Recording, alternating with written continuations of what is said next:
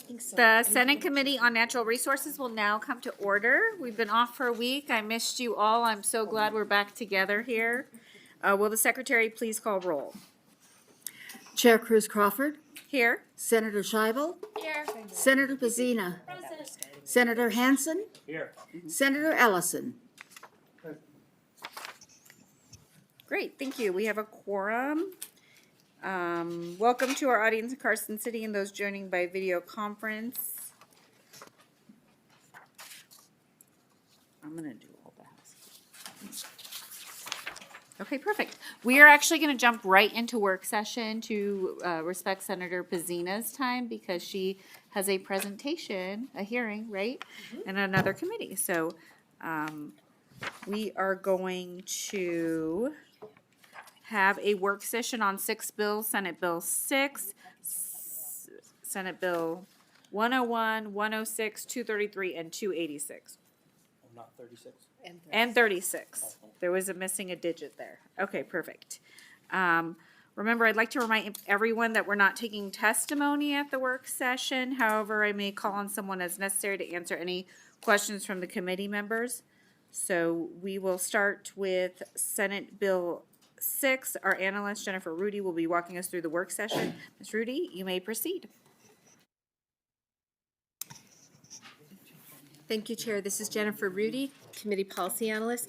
As part of the nonpartisan staff of the Legislative Council Bureau, I cannot advocate for or against any legislative measures. My role is to walk the committee through the bills and any proposed amendments. And with that, we are starting with Senate Bill 6 today. Senate Bill 6 appropriates $1.2 million over the 2025 to 2027 biennium from the State General Fund to the Desert Research Institute of the Nevada System of Higher Education to support the Nevada State Cloud Seeding Program.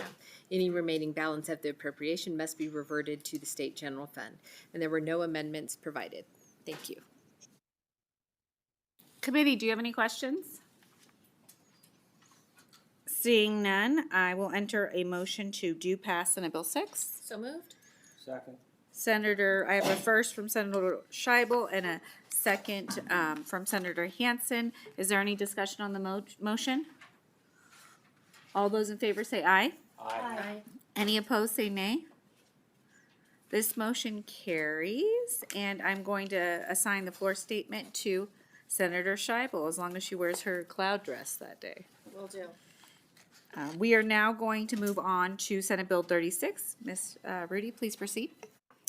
Thank you, Chair. This is Jennifer Rudy, Committee Policy Analyst. Senate Bill 36 statutorily establishes the Nevada Conservation and Recreation Program within the State Department of Conservation and Natural Resources and the Nevada Water Buyback Initiative within the program, both to be administered by the Director of the Department. The bill sets forth requirements for the purchase and retirement of water rights and creates the Advisory Committee for the Nevada Water Buyback Initiative to consult with the Director of the Department. The bill prohibits the appropriation of water that has been retired pursuant to the program and requires the Director to adopt regulations to carry out the program.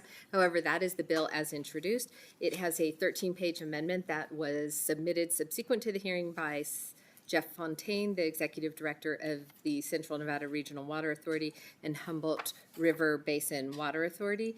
And it was provided on behalf of several individuals. In summary, the amendment, which is in the work session document, it should be up online, clarifies conditions, exceptions, considerations, and procedures for approval or rejection of an application for an appropriation of water by the state engineer. It deletes the provision creating the Nevada Water Buyback Initiative, instead establishing the Nevada Voluntary Water Rights Retirement Program within the Nevada Conservation and Recreation Program, both programs still to be administered by the Director of the Department. It clarifies that any groundwater right that has been retired pursuant to the Nevada Voluntary Water Rights Retirement Program is not available for any use and shall be deemed to be retired from the source in perpetuity.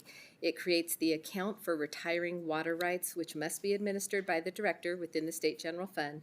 The Director is authorized to apply for and accept any gift, donation, bequest, grant, federal money, or other source of money for deposit in the account. And it deletes the provision creating the Advisory Committee for the Nevada Water Buyback Initiative. Another provision in the amendment, which is not listed on the bill page, is it does add a sunset in sections 4 and 6.6. So the program would have a sunset of June 30th, 2035. unless it was reauthorized before then. Thank you. Thank you. Committee, do you have any questions? I have a question. Senator Hanson? What's the fiscal note on that? Did you go over that? Oh, just for the record, Senator Hanson asked for the fiscal note, and Senator Pazina has a response. Hey, thank you for the question. I spoke to Director Settlemeyer yesterday, and he says once the amendment comes back from legal, the fiscal note will be $0.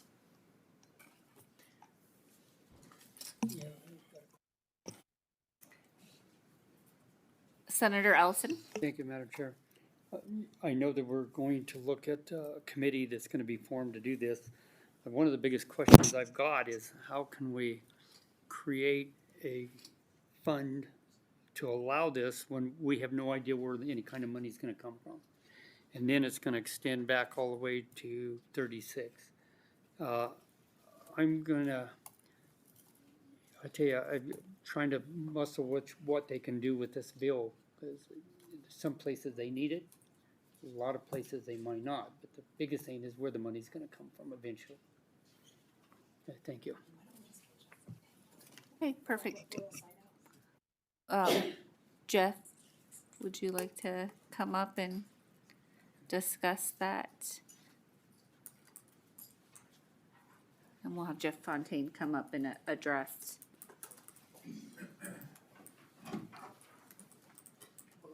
That question.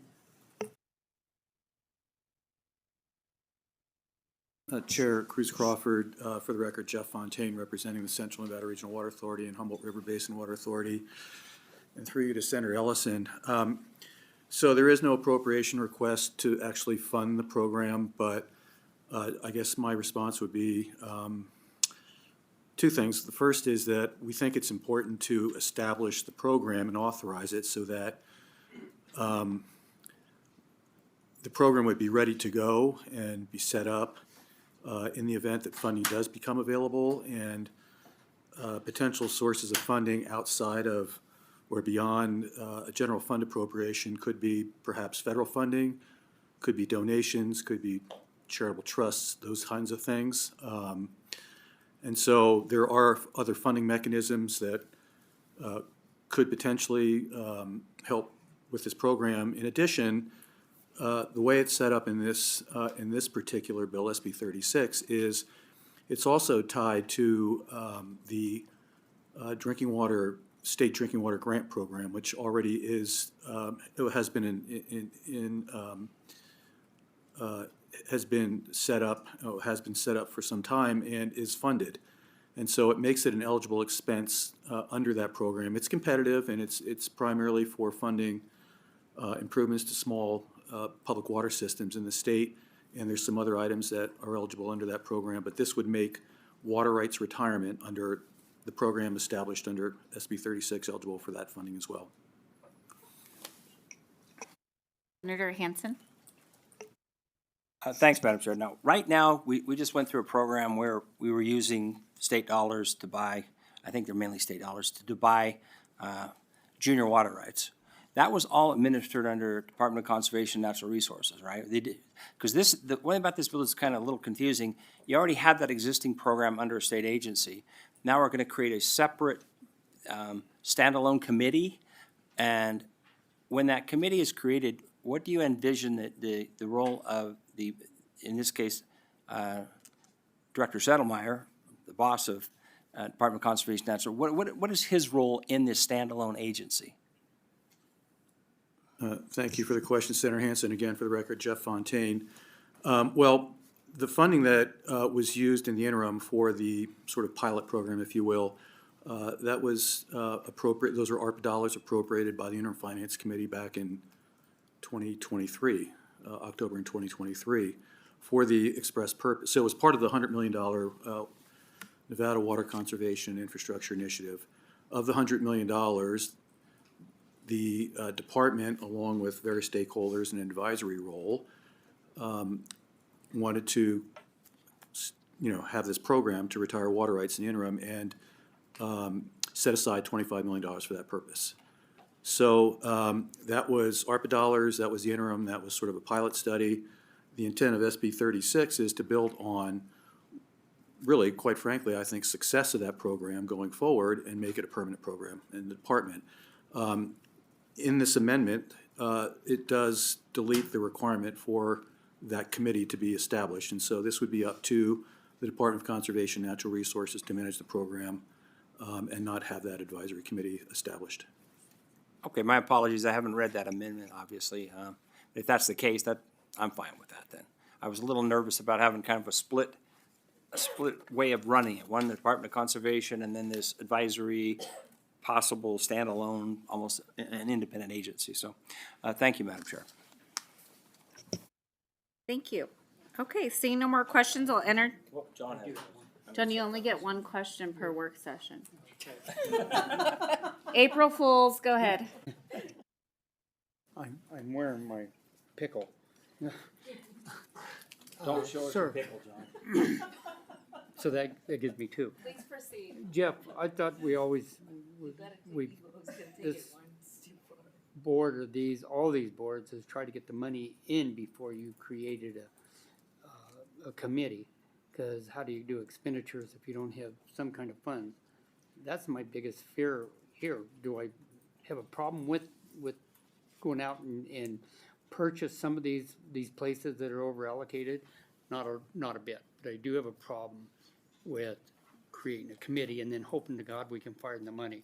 And then extend it back 30 years. I'd rather you find the money and then bring the bill back or send it over to the other department.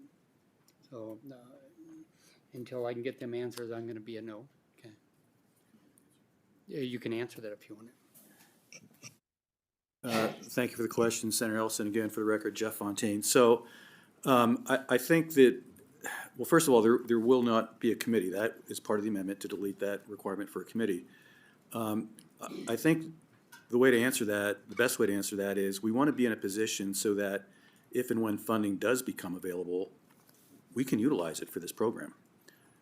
That's really the basis of this, is to put the program in place, have it authorized. I mean, it's not uncommon, I guess, and maybe there are examples somewhere else where programs are authorized but not funded. I don't think this is any different from that. And again, the intent here is to stand up a program and establish it without it being a burden to the department, and hence the elimination of the fiscal note. So that's why we made those amendments, so that we could satisfy that requirement to remove the fiscal note.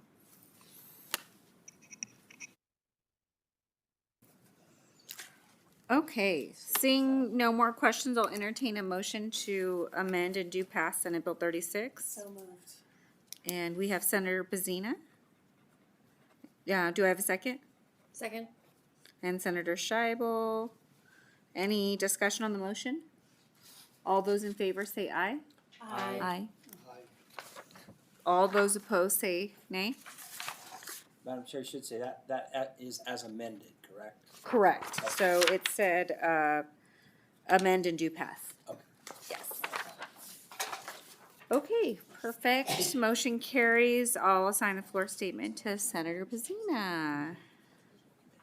Okay, now we have Senate Bill 101. Ms. Rudy, please proceed. Thank you, Chair Cruz Crawford. This is Jennifer Rudy, Committee Policy Analyst. Senate Bill 101 sets forth in statute that any person must not cause the edible portion of any specified big game mammals, including but not limited to black bears and mountain lions, to go to waste. The bill voids a related regulation. Subsequent to the bill hearing, Senator Daley provided the attached amendment to delete the definition of edible portion and hawk from Section 1 and to require the Board of Wildlife Commissioners to adopt regulations consistent with the mandatory provisions of Section 1 by July 1, 2026. Thank you. Committee, do you have any questions? Seeing no questions, I'll entertain a motion to amend and do pass Senate Bill 101. So moved. Senator Scheibel, do I have a second? Second. And a second from Senator Pazina. Is there any discussion on the motion?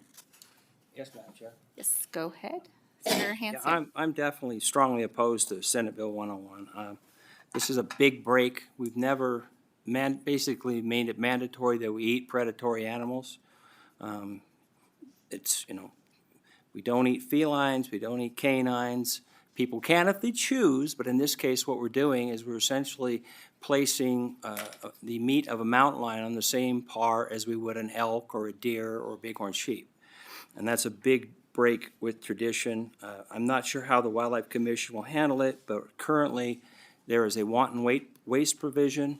If an individual who kills a mountain lion does not remove basically all the edible portions of meat, the individual would face a citation. It is a 12 demerit citation, which means you would lose your hunting, fishing, and trapping privileges for 3 to 5 years. So maybe they'll change that. But as of now, there are significant, digging into this further, there are significant health reasons that we do not eat animals that eat other animals. When a carnivore eats another animal, he absorbs all of the metals and all the bad stuff basically is in the other animal's system. That's why we've historically only eaten herbivores, animals that eat plants. So this is a big break, and there are, I could name a whole bunch of animals that we kill in Nevada that we do not require consumption of, and this was one of them. And when this was shifted from, back in 65, when this was shifted from the predator category into the big game category, there was no intention at that time whatsoever to include this in the edible animal category. It was done so to allow the Department of Fish and Game at that time the ability to manage them, because prior to that, all predatory species, including mountain lions, were on the varmint list, and anyone could kill them at any time. So this is a huge shift, and I think it's a big mistake. Again, I think people can voluntarily eat whatever they want. We don't eat horses in our culture either, and people want to eat horses. In my opinion, they have every right. But when we start passing laws that basically give a moral understanding to something that has historically been something we do not eat, I think we've crossed the line. And so I'm in strong opposition to Senate Bill 101. Thank you, Madam Chair. Thank you for your statements. That was explained a little bit differently through the bill sponsor, so hopefully you'll get some time, or maybe you've already spoken to him, so I appreciate that. Is there any other discussion on the motion? Okay, all those in favor say aye. Aye. Aye. All those opposed say nay. Nay. Okay, motion passes 3-2. I will assign the floor statement to Senator Daley, as this is his own bill. Next, we have Senate Bill 106. Ms. Rudy, please proceed. Thank you, Chair Cruz Crawford. This is Jennifer Rudy, Committee Policy Analyst. Senate Bill 106 makes it a crime punishable as a misdemeanor to operate or to permit to be operated any watercraft vessel at a speed more than 5 nautical miles per hour within 600 feet of the shoreline of Lake Tahoe. The bill updates references to current sections of the Code of Ordinances of the Tahoe Regional Planning Agency. There were no amendments. Thank you, committee. Is there any questions? Okay, seeing none, I will entertain a motion to do pass Senate Bill 106. So moved. Second. I have a motion from Senator Scheibel and a second from Senator Hansen. Is there any discussion on the motion? All those in favor say aye. Aye. And those opposed say nay. I will assign the floor statement to Senator Ellison. Next, we have Senate Bill 233. Ms. Rudy, please proceed. Thank you, Chair Cruz Crawford. This is Jennifer Rudy, Committee Policy Analyst. Senate Bill 233 has an amendment proposed. So rather than reading the bill page in its entirety, the amendment proposed by the bill sponsor and attached was submitted at the bill hearing, and in summary, it eliminates the Section 1 of the bill that establishes the certification program. It also replaces Section 2 to require the Governor's Council on Food Security to conduct a study on the Home Feeds Nevada Agriculture Food Purchase Program and present the report to the Director of the Department of Health and Human Services. It does, however, retain the provision that includes the appropriation of $800,000 to the nutritious food purchase account for the Director of the Department to carry out the Home Feeds Nevada Agriculture Food Purchase Program. So there is an attached amendment, which is one page, which I just summarized. Thank you. Committee, do you have any questions? Seeing none, I'll entertain a motion to amend and do pass Senate Bill 33. So moved. I have a motion from Senator Pazina. Do I have a second? Second? And a second from Senator Scheibel. Is there any discussion on the motion? Yes, Senator Ellison? Yes, ma'am. I'm going to vote to get this out. I know this is going to have to go to finance because of the impact to $800,000. I just don't know where the money would come from. I'm going to vote yes to get it out. So thank you. Thank you, Senator Ellison. Is there any, doesn't look like there's any more discussion. All those in favor say aye. Aye. All those opposed say nay. Okay, I will assign the floor statement to Senator Deniate since this is his own bill. Last but not least, we have Senate Bill 286. Ms. Rudy, please proceed. Thank you, Chair Cruz Crawford. This is Jennifer Rudy, Committee Policy Analyst. Senate Bill 286 establishes, in recognition of the importance of tribal knowledge and expertise, provisions for local governments and state agencies to communicate, coordinate, and cooperate with tribal governments regarding any project or activity proposed to be conducted on state or public lands. The bill further renames the title of the State and Local Government Cooperation Act to the State, Local, and Tribal Government Cooperation Act. There were no amendments provided. Committee, do you have any questions? Yes, Senator Hansen. Thanks, Madam Chair. Yeah, on reviewing the bill, the concern that came up, and I think legal is prepared to answer it, so I want to make sure that we're all on the same page. The bill does say that you're considering approval for any project or activity proposed to be conducted on state or public lands. And then it repeats that just a sentence later. The concern that came up is, does this mean, I have numerous Indian tribes across my district. I can see where, if, for example, Reno and Sparks would need to contact Pyramid Lake tribe to make sure they're, included in the planning process. But the way the bill reads, I think it sounds like we'd have to contact every tribe in the state, not just ones that are contiguous to the potential problem or project. So I just want to make sure, are we talking contiguous? Or can a project in Clark County need to be brought to the, Oahe Indian Reservation on the Idaho border? I'm just want to make sure we're talking only contiguous tribes to a project. And I'll send that over to our council. Erin Sturdivant, Legislative Council Bureau. So Section 1 of the bill is a policy statement and does not substantively require any state agency or local government to consult Indian tribes. It's more declaring the policy of the state that state agencies and local government should consult Indian tribes when any project or activity is conducted on state or public lands. The language is not limited, as you've mentioned, to contiguous lands or anything, but it doesn't substantively require anything. With respect to provisions 2 to 6 of the bill, which add tribal governments to the State and Local Government Cooperation Act, state and local governments are only required to inform tribal governments and solicit and consider comments from tribal governments to the extent practicable and to the extent that the tribal government may be affected. It's not limited to whether they're contiguous, but only whether they may be affected by a plan or amendment. Okay, thanks. I just want to make sure that's on the record, because I don't want anybody, in a local decision-making body for, Lincoln County, that they get in trouble because they forgot to notify the McDermott Indian Tribe in northern Humboldt County. So that's on the record now, so that makes a lot more sense. Thank you, Madam Chair. Thank you. Seeing no more questions, I'll entertain a motion to do pass Senate Bill 286. So moved. I have a motion from Senator Scheibel. Do I have a second? And I have a second from Senator Pazina. Is there any discussion on the motion? Okay. All those in favor say aye. Aye. Any opposed say nay. Okay, I will assign the floor statement to Senator Hansen. Thank you, committee members. We'll now close the bill hearing. We'll now move on to our bill hearing. And I will go over the housekeeping items now, since I skipped those earlier to help move our work session along.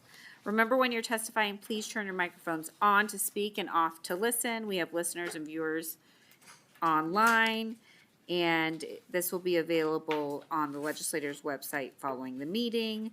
If you have any handouts for the committee, please provide 10 copies to the committee secretary prior to your testimony. In addition, exhibits and amendments must be submitted electronically as a PDF file for our committee manager no later than 3:30 p.m.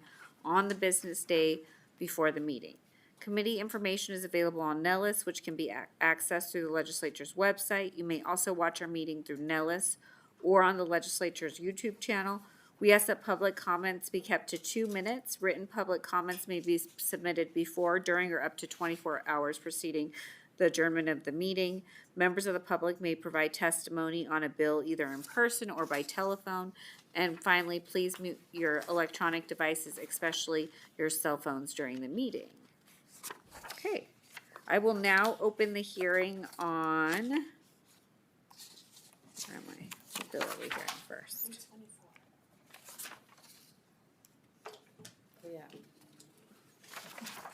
I will now open the hearing on Senate Bill 324, and we'll just give a minute for our presenter to get down.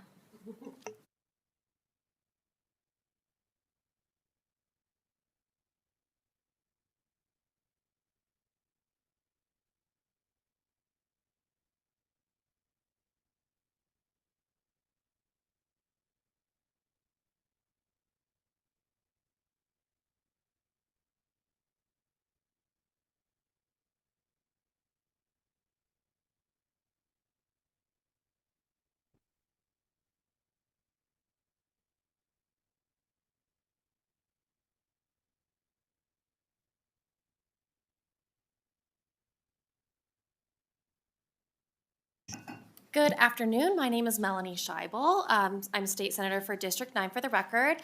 I represent Southwest Las Vegas, and I sat on the interim, what we call the Interim Tahoe Committee. It's the Oversight Committee for the Tahoe Regional Planning Authority and the Marlette Lake Water System. I have been honored to be a member of that committee for, I think, 2, if not 3 interims now. And I actually come from Northern Nevada. I grew up in Reno, and I consider Northern Nevada my home as well as Southern Nevada. All of home means Nevada to me, which is why I'm very excited to be here today doing one of my 2 favorite things in the legislature. Other than decriminalizing things, my favorite thing to do is to combat single-use plastic. And that is what SB 324 does. And so SB 324 is designed to help keep Lake Tahoe the pristine national treasure that it is and prevent the introduction of additional litter and waste into the lake itself. I have wonderful co-presenters with me who will tell you a little bit more about the lake and about the kinds of waste and the litter that we've been seeing in the lake over the last 10, even 20 years. But suffice to say that water bottles are a huge contributor to litter around Lake Tahoe.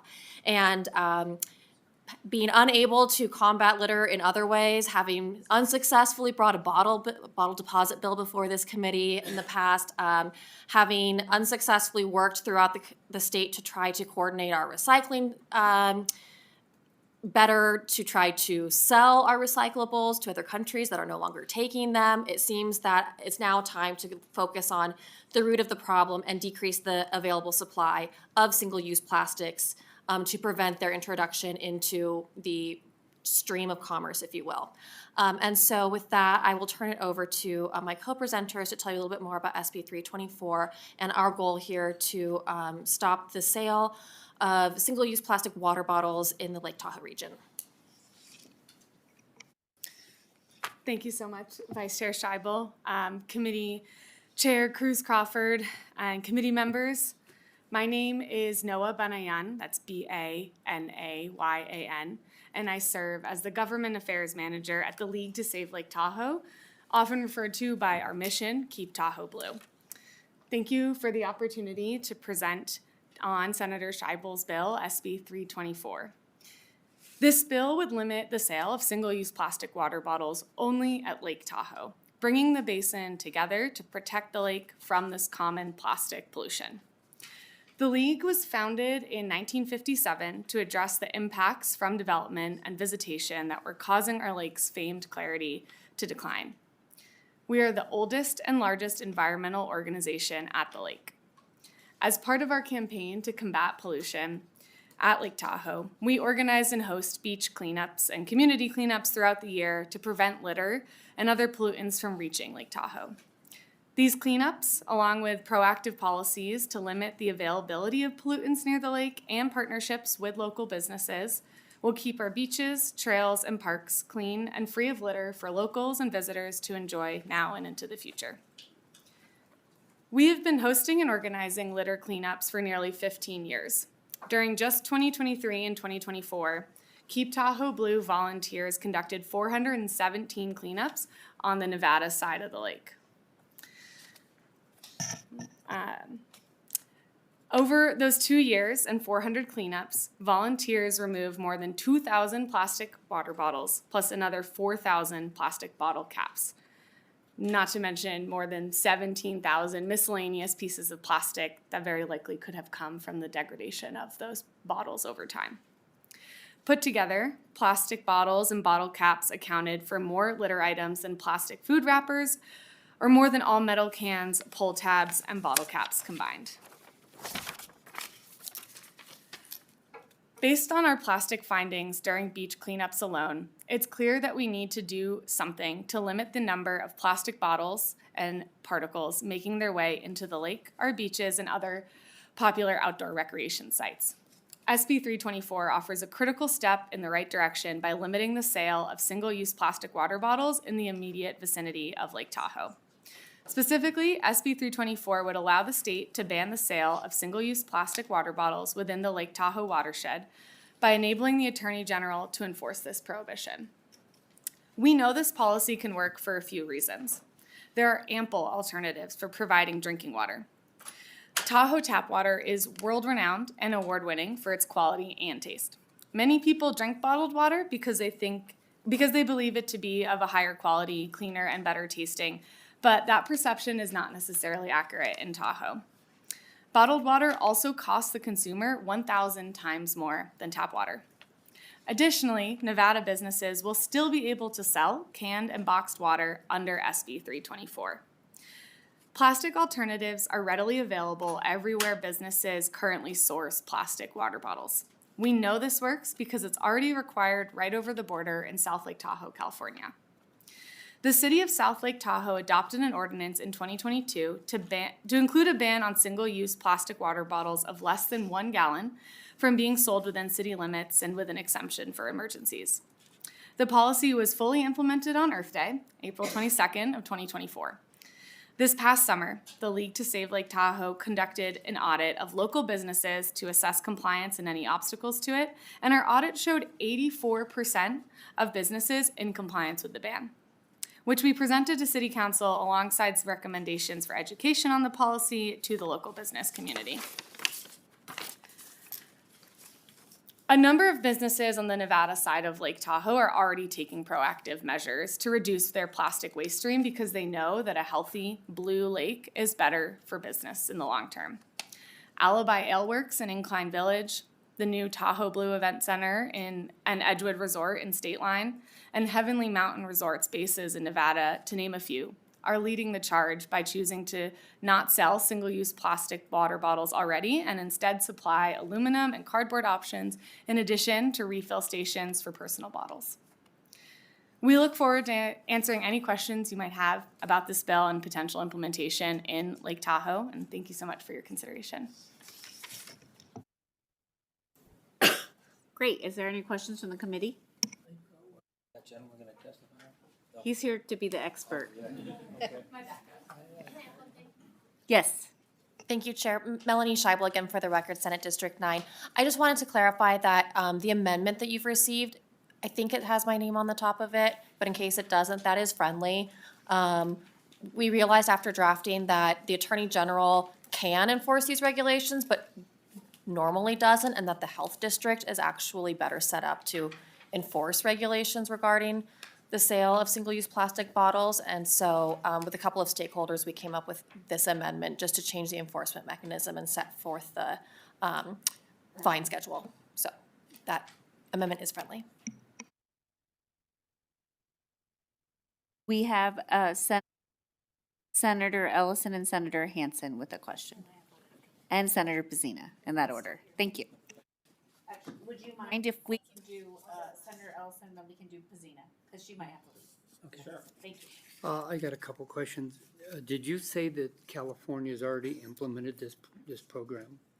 The city of South Lake Tahoe. So, Noah Banayan, for the record, Government Affairs Manager at the League to Save Lake Tahoe. The city of South Lake Tahoe has implemented this measure, and statewide, that's an ongoing process from a 2024 bill, I believe, in California. So it's not fully statewide in California yet. Okay, so anything that's thrown down on the ground or in the water over there is gonna come over here. Okay, that creates a problem.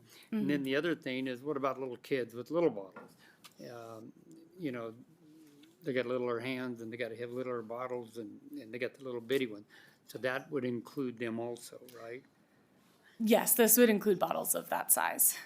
Okay, and then the other thing is that the bottle cops show up and there's bottles on the ground. It doesn't mean that they put them there. Is that correct? Noah Banayan, League to Save Lake Tahoe. I don't believe so, and if I'm understanding the question correctly, I think that the individuals who were bringing plastic water bottles, say you bought them in Carson and drove to Tahoe, you are not going to get in trouble as an individual. It'd be the business that's selling those within the watershed limits. Well, what I'm saying is say there's bottles on the beach and somebody comes over and looks and says, hey, you 2 bottles here. The problem is, they might not have put them there. They could have been just walked down to the beach and here's the bottles, and they might get the fine from the Attorney General's office. Could you answer that? How are you gonna, I mean, they can debate it and say, hey, we just got here, we didn't do this, but it could still be ticketed and then, is that correct? Could you answer that? Thank you. Melanie Scheibel for the record. So the enforcement is on the seller side. It doesn't change the penalties. There are currently penalties for littering, and those would remain the same. But if this enforcement is for the seller. So if they had these, this size water bottle sitting, behind the counter at the local convenience store, that convenience store owner could be penalized for continuing to sell the single-use plastic water bottles. And Senator Ellison, too, on section 1, part 1, it says a person shall not sell or offer to sell or distribute for sale. So that's really who is, So Ivor yeah. can go sell anything down at the beach. Hey, listen. It'll be a black market. I want to get rid. We'll go to Senator Pazina. Thank you. Thank you so much for the presentation. And I just wanted to confirm, I know it's just this one area. Can you confirm how many square miles that it covers approximately? Noah Banayan, for the record. As I understand it, that's about 3 miles outside the lake is the watershed, but we can double check and confirm with you the exact geographic Thank you limit of so that. much. Yes. Thank you. Hansen? Thank you, Madam Chair. I had a very interesting discussion with you. I go way back. I spent most of my summer as a kid at Kings Beach. In my day, the problems were cigarette butts and the old pop tops off of aluminum cans. Question I've got though is this only water bottles? I mean, what about Coca-Cola and soft drinks and stuff like that? Those are still perfectly legal to sell? Yes, so going off, Noah Banayan for the record. Going off the example in South Lake Tahoe, California, yes, those non-water beverages and single-use plastic bottles are still available to be sold. And the reasoning for that is because there's not, a Diet Coke refill station like there might be for water. And that doesn't come through our tap system. And so the availability of, world famous tap water and other sources of drinking water are why the focus of that policy was on plastic water bottles and why we're focusing on that here. It's also based on what we can determine from the bottles that we're picking up at these beach cleanups, it's water bottles that are the predominant litter item. as opposed to other drinks, that from what we can determine at that point. I have to admit, when I'm old enough to remember when water first started to be sold in stores and bottles, we're like, who the hell would buy a bottle of water when you can get it from your tap for free, you know? Obviously, I was wrong, to say the least. This seems to be more symbolic, though, than practical, because when we go to the lake to this day, you know, we go and we buy a watermelon, a bucket of Kentucky Fried Chicken, a thing of water from the local Reno Sparks Market, bring it all up with us to the lake, go out there and do it. So I'm kind of like, it's almost like we're going to penalize the local people when all the people in the surrounding areas still have free use of selling water.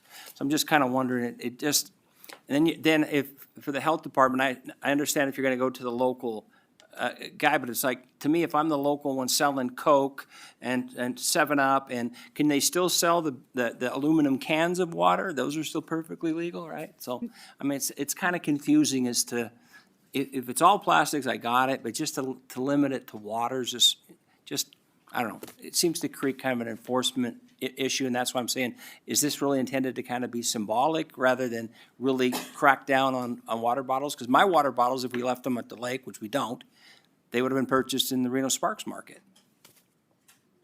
Noah Benayan for the record. Thank you for the question, Senator Hansen. A few points to that. So we do have data. So when we do our beach cleanups with our Keep Tahoe Blue volunteers, we actually itemize and categorize every piece of litter that's picked up. And so we do know for a fact that plastic water bottles and bottle caps are the largest litter item that we're finding. Yes, there's probably some gray area as to what's specifically holding water and what was maybe holding a Gatorade, but from our database, we can determine that water bottles are very much up there. And yes, of course, you could buy a carton of water bottles outside of the Lake Tahoe watershed and bring them in, but by limiting the immediate availability of those, we can limit the amount of litter that's in there. And we're actually working with South Tahoe Refuse to understand the waste stream post policy in South Lake Tahoe to see if there's actually a limit on or a reduction of plastic water bottles in the waste stream that they can identify through their sorting. To your question about, apologies, I'm blanking on the other part of the question. But I think you covered it pretty Okay. well. I do have one question, and that is, in practical application, there are parts of the lake that have implemented this. Do you have any evidence that in those areas there was a reduction of plastic garbage on the beaches after they eliminated plastic water bottles in that immediate vicinity? Noah Benayan for the record. Actually, Gavin, would you want to take this on July 4th? Thank you. Excuse me, Gavin Feiger, Policy Director at the League to Save Lake Tahoe. Yes, You we need a drink of water? I got a plastic bottle right over here. got it. Appreciate it.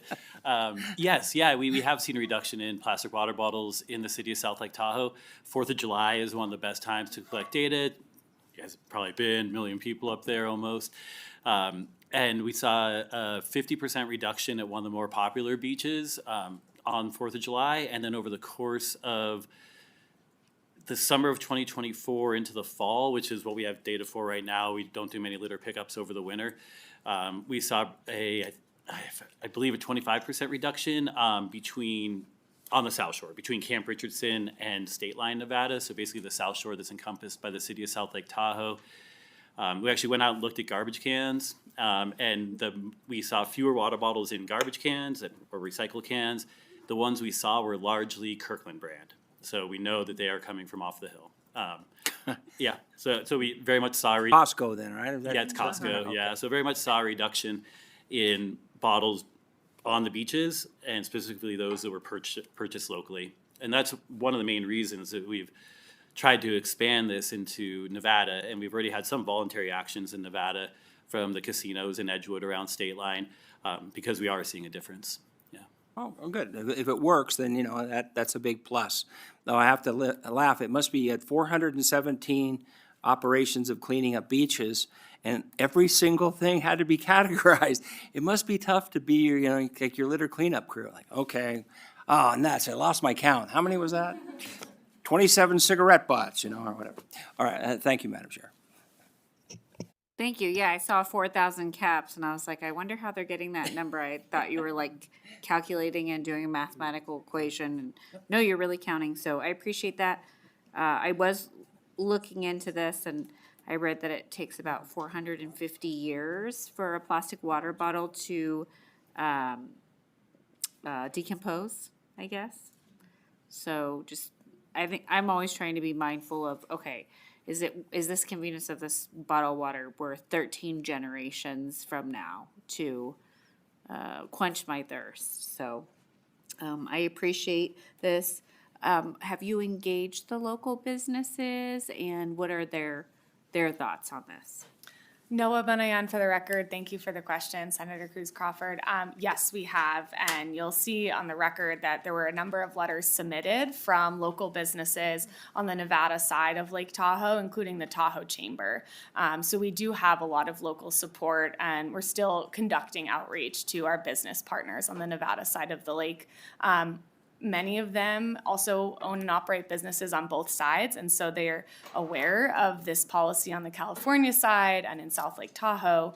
And so we've heard, some support as well, just for having some harmony of policy around the lake. Melanie Scheibel for the record. We also spoke to the Retail Association of Nevada. It's my understanding that they don't have any opposition to the bill, and certainly we remain open to conversations with them about any amendments that might, in addition to the one that we've already accepted, that might help bring them on board. Okay, thank you. Okay. It looks like we are gonna start taking testimony and support, so if you can step back. And I would like to thank you because that presentation and questions were under 10 minutes. Or maybe it went over 5, so maybe it was 15. I'm not sure where the timer went, but it was great. Okay, so now we will take testimony and support. Anyone here that would like to, please come up, state your name for the record. So Miss Donna Kennedy's job doesn't get more difficult than it needs to be. You have 2 minutes max. And if you have more than 2 minutes, you can summarize your position and submit more comprehensive testimony in writing. Go ahead and begin when you're ready. Thank you. Good afternoon, committee members. David Middlebrook, Middlebrook for the record. I'm coming to you today as an individual and former mayor of the city of South Lake Tahoe, who was mayor when the city implemented a similar ordinance limiting the sale of single-use plastic bottles on the California side of the South Shore. It was one of the proudest achievements I had during my tenure as mayor of the city. And really the implementation, as you heard in the presentation, has been a success. Businesses can still sell water in cans and boxes. Distributors and small businesses didn't get shut down because they couldn't sell plastic water bottles. And we didn't ban water. We didn't ban the possession of plastic water bottles, as was noted during the presentation. In fact, this has really been an entrepreneurial benefit for the community. You've seen Alibi Ale Works in North Lake Tahoe has started selling their own canned Tahoe bubble water, which is quite popular in the community. So really an opportunity there. Ultimately, Tahoe has some of the best water, if not the best water in the world. And this is really about making sure that people can all enjoy that while protecting the lake and reducing plastic pollution. The consistency of lake-wide regulations is also very important.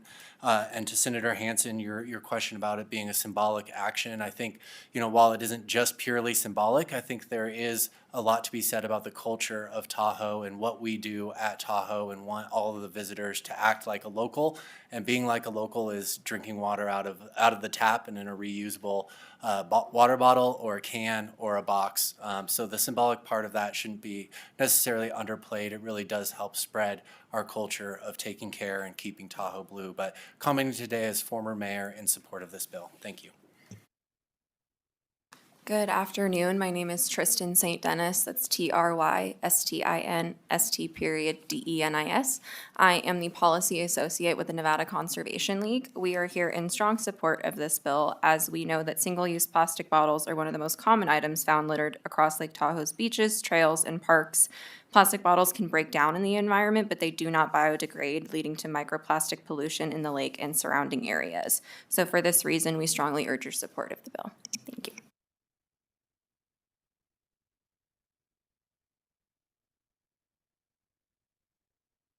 Good afternoon, Senators, and thank you for allowing me to speak today. My name is Rosie Wolterbeek, RosieWolter, B as in boy, EEK, and I'm a volunteer with the Sierra Club, the Toyobe chapter, which covers Nevada and portions of Lake Tahoe and a little bit down by Mono County. And on behalf of our 40,000 members and supporters, we fully support. When you look at Lake Tahoe, you really look at it as one regional area, right? When you go up there to visit. And I think that's viewed the same from residents, tourists, and anybody who knows that we need to protect our pristine lake. There's one lake to protect. It's good for all of us. It is good for business as well. It just makes sense to manage it and the surrounding areas, and I do believe Nevada needs to do our part to support. Again, I thank you for your time today. Please support, and I thank Senator Scheibel for her leadership and her vision to bring this forward. So thank you so much for your time.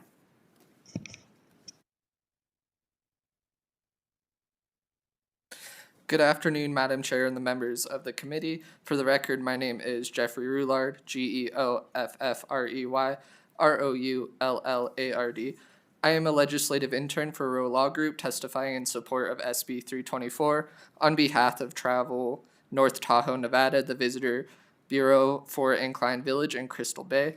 SB 324 helps ensure Lake Tahoe remains pristine by mitigating the sale and distributions of plastic around the lake. Lake Tahoe is one of our natural wonders, and efforts for a cleaner and safer environment for Lake Tahoe align with the sustainability and visitor mitigation goals of Travel North Tahoe, Nevada. For these reasons, we support SB 324. Thank you. Thank you. AVH, is there anyone on the phone line that would like to testify in support of Senate Bill 324? Thank you, Chair. If you would like to testify in support of Senate Bill 324, please press star 9 now to take your place in the queue.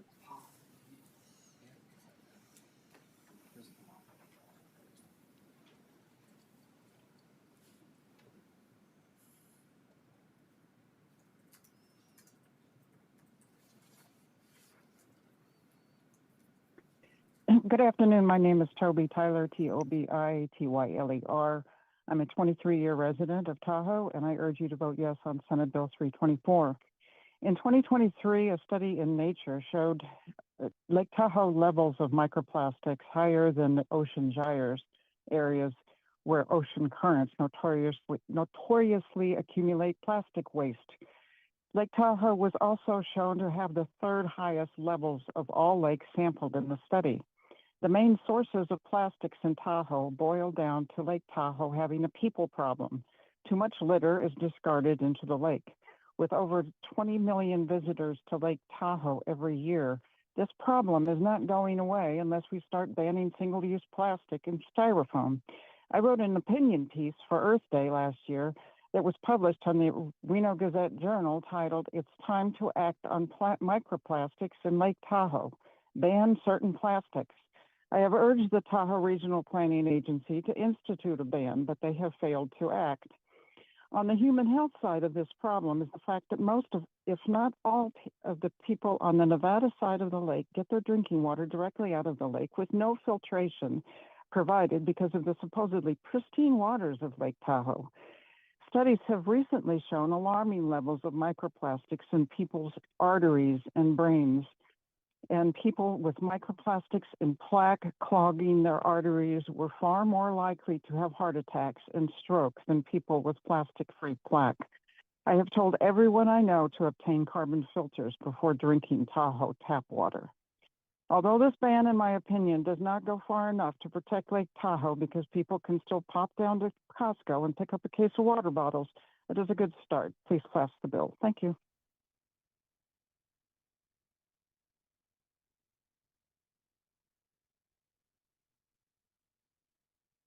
If you've just recently joined us and you would like to testify in support of Senate Bill 324, please press star 9 now to take your place in the queue.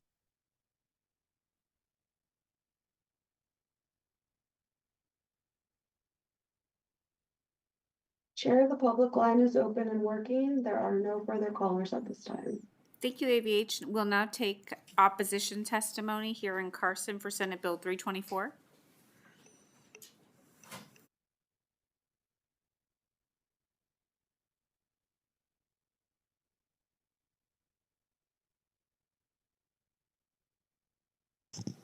Good afternoon, Chair Cruz Crawford and members of the committee. For the record, my name is Nick Schneider, Director of Government Affairs for the Vegas Chamber. We are here in opposition to the original drafting of SB 324. I do want to thank the bill sponsor, Senator Scheibel, for working with us on the amendment. We did have concerns in Section 1, Sub 2, as well as the misdemeanor language in Section 3, which the amendment addresses, and should that amendment be adopted, more than happy to move to neutral. Thank you. Good afternoon, Chair and members of the committee. Donna Laffey, for the record, here on behalf of the International Bottled Water Association. We are here today in opposition to Senate Bill 324, and there's actually a letter on Nellis with our full written testimony, but just to highlight a couple things from that testimony. SB 324 would reduce access to the healthiest beverage option provided to consumers that has one of the lowest environmental footprints of all packaged beverages. PET plastic bottled water bottles are 100% recyclable. They use less energy and water to produce and emit fewer greenhouse gas emissions than any packaged beverage containers, including those made with glass, aluminum, or paperboard. We would also like to note that as written, this legislation does not contemplate the need for bottled water for disaster relief or any failures of public water systems. So we urge the committee to consider these important facts and the data that are in our written testimony and vote against SB 324, which would limit access to a safe, healthy, and essential product. Thank you. Madam Chair, Alfredo Alonso with the law firm of Womble Bond, today on behalf of the American Beverage Association. And we too oppose SB 324. And I would have had normally David Thorpe here with me with the ABA, but his flight got canceled this morning, and I don't know if it's a coincidence when it's a Scheibel bill, but you know, just throw that out there. I think our David will be on the phone, and so will Kate Krebs, who are two of our experts that can discuss this issue. But I think there's some practical aspects to it, even from our non-alcohol and alcohol distributors. There are some very complicated issues in crossing state lines with respect to the alcohol distributors and how you ultimately get some of those products that you may not be able to get in Nevada. There are a lot of water options these days, so that also makes it more complicated. Some are very small. It may take a lengthy amount of time for them to convert as well. So I think it's a very complicated issue, especially when you're taking a sliver of the state and converting them to again, aluminum, glass, and I heard cardboard as well. And it seems to me this is more of a behavior issue as well. So we'll just get more glass and more aluminum. If anyone can afford aluminum after some of these tariffs take place as well, that'll be the cost. So I'm glad to answer any questions, but I leave it to David and Kate to get into detail on the phone. AVH, we're ready for testimony in opposition for Senate Bill 324. Thank you, Chair. If you would like to testify in opposition to Senate Bill 324, please press *9 now to take your place in the queue.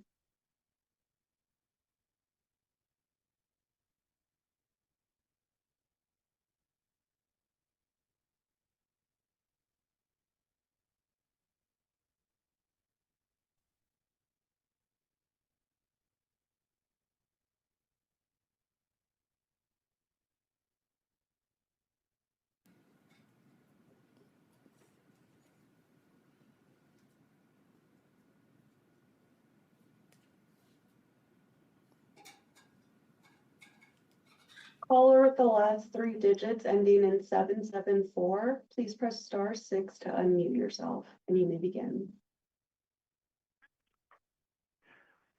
Chair Cruz Crawford and members of the committee, I'm David Thorpe, THORP of the American Beverage Association. I represent the non-alcoholic beverage industry, which employs more than 1,300 people across the state. We are opposed to Senate Bill 324. Plastic pollution is a serious problem. The beverage industry is committed to being part of the solution. Our innovative 100% recyclable plastic bottles are valuable containers that are made to be remade so they don't end up in nature. A ban is not an effective way to reduce the use of plastic. Beverage companies are already reducing their plastic footprint. We're now making plastic bottles from 100% recycled plastic. The industry's plastic footprint declined nearly 8% from 2018 to 2022, and the amount of recycled plastic in our bottles nearly tripled over those 4 years. And in 2022, nearly 2 out of 3 bottles included some recycled plastic. A ban will take away the convenience and affordability of a safe option to consume water and very likely hurt local businesses. Local grocery stores, restaurants, and convenience stores rely on bottled water sales. Many residents and tourists will still buy bottled water, but they'll most likely just go elsewhere to do their grocery shopping, denying sales to local stores. And alternatives such as aluminum bottles of water are very expensive, and they have a larger environmental footprint than plastic bottles. Boxed water is not recyclable because they consist of layers of plastic. And our bottles, when recycled, are taken to a plastics reprocessing facility in Las Vegas to be made into new bottles. Our bottles are not shipped to other countries. Those plastics that are shipped to other countries are the plastic straws, stirrers, and bags that are not recyclable and have no value. So banning the sale of bottled water does not address the problem of plastic pollution. Instead, improving collection and recycling of plastic will keep more plastic out of nature. Be happy to answer any questions. Thank you, Chair.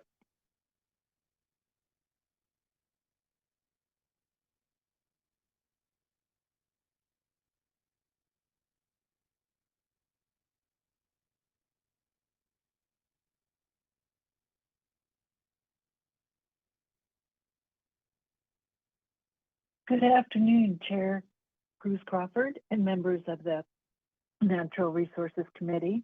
My name is Kate Krebs, Krebs. I've been working in the recycling field for over 25 years, from the design of collection systems to the design of packaging. My work spans from the early days of recycling, when across our country it was a movement, to now it has become a business. My work from the early days of recycling, when we asked folks to separate their cans, bottles, and paper into multiple containers, to today when commingled collection is the first part of a dynamic supply chain system built here in the U.S. I understand the concern that litter in the Lake Tahoe watershed is an eyesore and an environmental problem. But chasing after a bottle designed from the start to finish to be recycled with a state-of-the-art polymer recycling center built in your state to turn old bottles into new bottles is not the right path to take. Efforts should be focused on making sure all of Nevada's towns and cities have recycling options, that parks and beaches along Lake Tahoe and other watersheds have recycling collection bins, and that these valuable, designed to be recycled bottles make their way to the Republic Polymer Center, which is built on the concept of bottle-to-bottle circularity. Bottles sold in Nevada from the member companies of American Beverage are designed to be recycled. They use recycled polyethylene and provide refreshment for thousands of residents and visitors that enjoy the outdoors along the lake shore. Our bottles are made of a specific type of plastic, polyethylene terephthalate, or PET, which is a durable, lightweight plastic that is the most recyclable and recycled plastic in the country. Unlike other types of plastic, PET is not single-use, but it's made to be remade. That's why beverage companies use it for their beverage bottles. Current recycling of PET bottles in the U.S. is 33%, with Nevada overall recycling rate at 24%. There are a variety of initiatives and collective efforts underway to increase the recycling rate which we'd love to talk to you about in future meetings. Today, though, I am speaking out in opposition of SB 324, which is prohibiting the sale of a bottle that is 100% recyclable, has an end market right there in Nevada, and is not disposable. It's recyclable. Thank you, Chairman Cruz and members of the committee.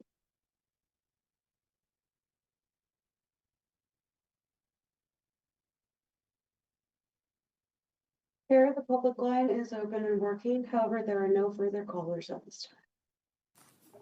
Thank you. We will now move to testimony in neutral. Is there anyone here that would like to testify in neutral for Senate Bill 324? You may begin when you're ready.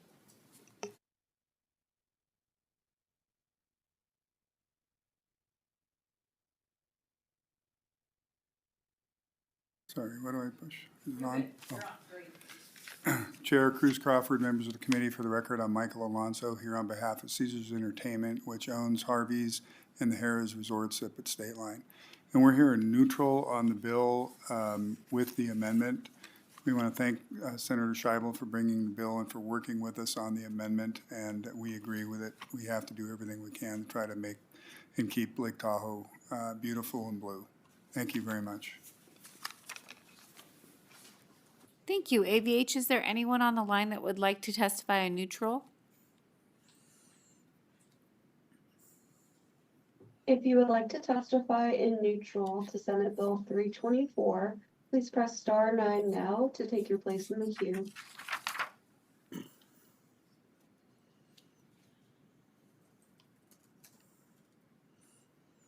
Chair, the public line is open and working. There are no callers at this time. Senator Scheibel, would you like to come up and do any final remarks?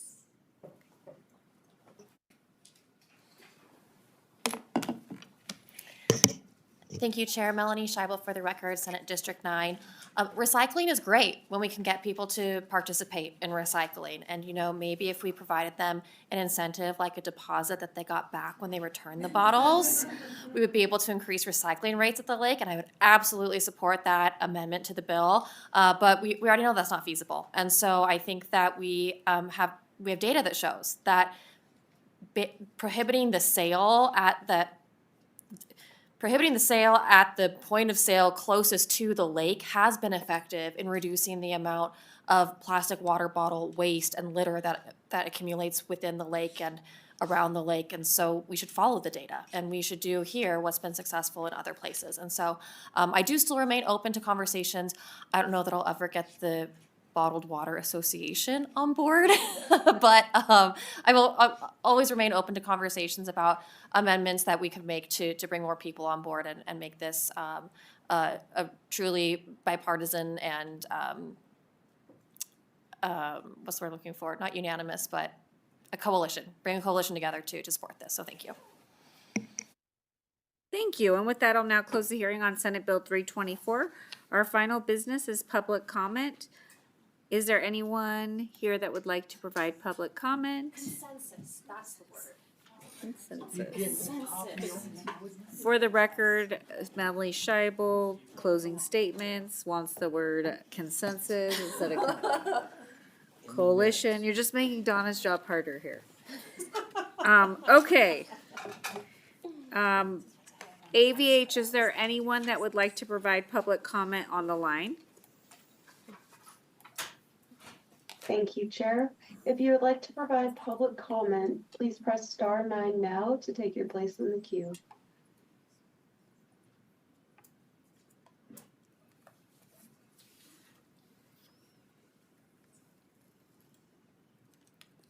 Chair, the public line is open and working. There are no callers at this time. Thank you. That concludes our meeting. Our next meeting will be on Thursday, April 3rd, and this meeting is adjourned. I hope everybody has a great April Fool's Day and you fool someone and you're not the fool.